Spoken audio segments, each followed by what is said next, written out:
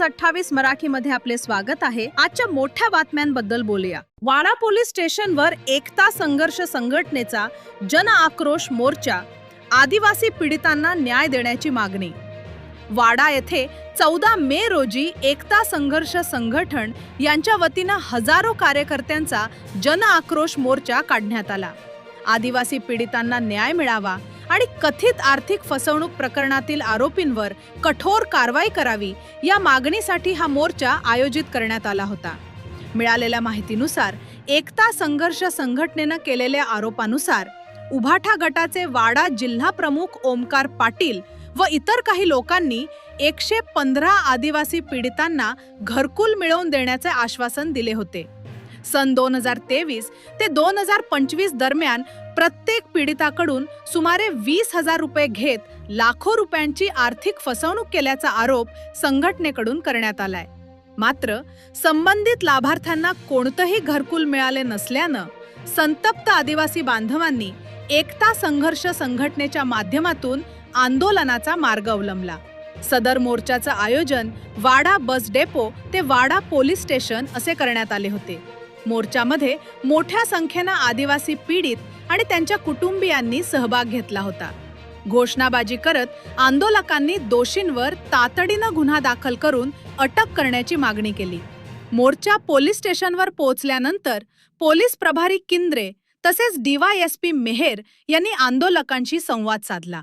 त्यांनी पीडित आदिवासींना मार्गदर्शन करत ओमकार पाटील व इतर संबंधितांवर पुढील काही दिवसात गुन्हा नोंद करून अटक करण्याची कार्यवाही करण्यात येईल असे आश्वासन दिले। या मोर्चाचे प्रमुख मार्गदर्शन साईनाथ रावते यांनी केले। तसेच दीपक पागधरे, पंढरीनाथ गोवारी, रवींद्र जाधव, संतोष बरड, मधुकर धोधरे, विलास बरड आणि कपिल सूर्यवंशी यांच्यासह राष्ट्रीय, जिल्हा आणि तालुका कमिटीचे पदाधिकारी उपस्थित होते। एकता संघर्ष संघटनेने हा मोर्चा शांततेत काढत पोलीस प्रशासनाला पूर्ण सहकार्य केल्याचे आयोजकांनी सांगितले। वार्ताहर इंडिया न्यूज 28 साठी खलील अहमद पटेलच्या जोडीला किरण दुपारे, पालघर जिल्हा ज्युनियर रिपोर्टरची रिपोर्ट। इकडे बाजूला व्हायचंय। किती लोक आले स्टेटमेंट साठी? किती लोक आहेत? त्यांचे स्टेटमेंट आहे ना, त्यावरती सगळे जे काही रेकॉर्डवर आहेत, तुमच्याकडे काही जे पुरावे आहेत ज्या व्यक्तीविरुद्ध, जे ओमकार पाटील आहे की दुसरे आहेत इतर व्यक्ती ज्यांनी तुमच्या सोबत काही फ्रॉड केलेला आहे, ते सगळे रेकॉर्ड आमच्याकडे द्या।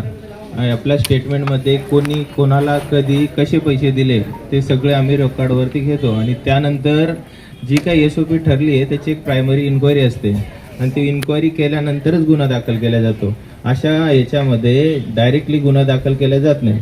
आम्ही तुम्हाला मागच्या 4-5 दिवसापासून ज्यांच्याकडे काही पुरावे आहेत ते देण्यासंबंधी प्रत्येकाला वैयक्तिक कॉल करून विचारलाय। जे काही रेकॉर्डवरती पुरावे आहेत ते आमच्याकडे द्या, त्यानंतर आम्ही गुन्हा दाखल करतो।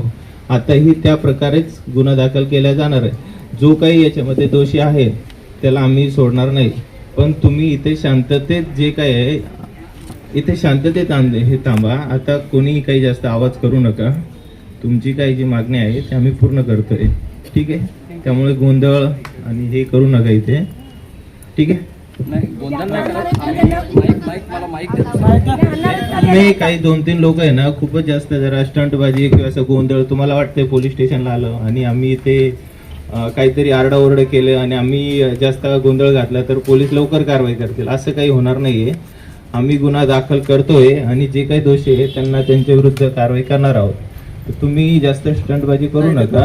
माझा DYSP साहेबांना माझं विनंती आहे, माझं म्हणणं असं आहे, तुम्ही त्या दिवशी 115 लोकांना इथं बोलावलं आणि तुम्ही समजा कामात होते, ठीक आहे, तुम्हाला मी 2-3 फोन केले, 3 फोन केले तुम्हाला। ऐका साहेब, एक मिनिट माझा ऐकून ऐका, एक मिनिट ऐका रावते, ऐका। तुम्हाला मी त्या दिवशी सांगितलं की प्रोसिजर नुसार आणि SOP नुसार ह्या अशा गुन्ह्यांमध्ये कमीत कमी 7 दिवस आम्हाला प्रायमरी इन्क्वायरी करावी लागते आणि त्या दिवशी तुम्हाला फोनवर सुद्धा बोललो मी, अगं तुमच्याकडे काही जे रेकॉर्डवर आहेत ते तुम्ही माझ्याकडे आणून द्या। तुम्ही त्या दिवशी आणून दिले का? फक्त 8 लोकांना पाठवलं। त्यांनी काय म्हटलं, आम्ही सगळ्यांनी कॅश पैसे दिलेत। ते कोणाला दिले? एका मध्यस्थीला दिले, ओमकार पाटीलला दिले पैसे। 8च लोक नव्हते आलेले त्या दिवशी साहेब। या ठिकाणी एक किती लोक त्या दिवशी पोलीस स्टेशनला आलेले ज्या दिवशी 8 लोकांचे उभे राहा चला जे हातवर करून द्या. त्यांना हा हा ठीक. अरे जेंट्स लोक कुठे आहेत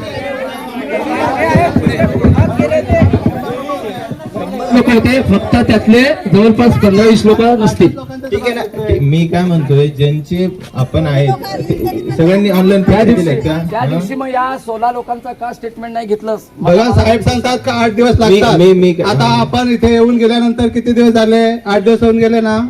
मग आज गुन्हा दाखल झाला पाहिजे. हा. आणि तुम्ही साहेब बोलले- आम्ही आरडाओरडा करून ना गुन्हा दाखल करायला न सांगा तुमच्याकडे पुरावा दिल्यात आम्ही पुरावा साहेब, देऊन आम्ही- दिले ना ऐका. मी करतोय त्यानुसार काम. मेयर साहेब 1 मिनिट माझं असं म्हणणं आहे की त्या दिवशी या लोकांचा का जबाब घेतला नाही ज्यांचं 3,19,000 रुपये त्यांच्या अकाउंटला आले होते. तुम्ही बोलतायत 8 दिवसात होईल गुन्हा दाखल.